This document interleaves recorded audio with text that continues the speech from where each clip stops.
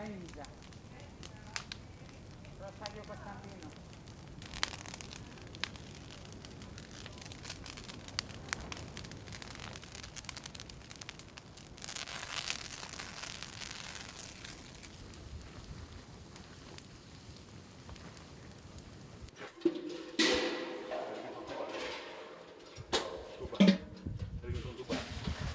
Καπάκι. Ναι.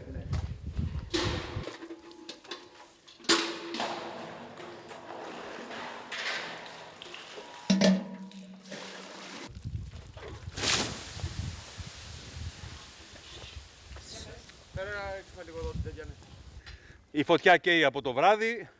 Είναι σίγουρο ότι δεν μπορούν να έχουν παντού δυνάμεις. Εμείς ό,τι μπορούμε σαν κάτι και κάνουμε.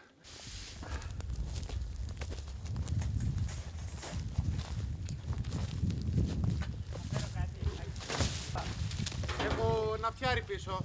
Έχει. Άνοιξε πίσω το αυτοκίνητο, έχω φτιάρι. Στην πίσω μεριά. Έλα. Πάμε να συνεχίσουμε τη διάθεση. Πάμε γιατί έχουμε κι άλλο σπίτι κι εμείς. Πάμε στο δικό μας κτήμα, να κάνουμε την ίδια δουλειά.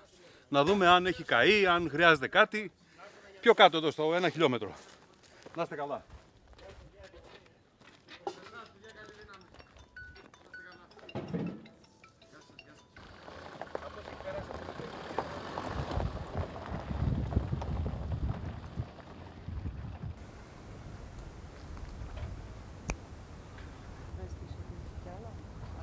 Ωραία.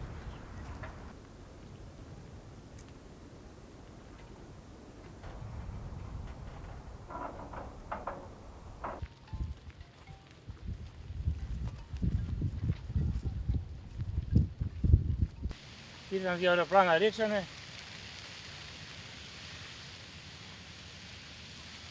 Πίσω από το σπίτι είναι.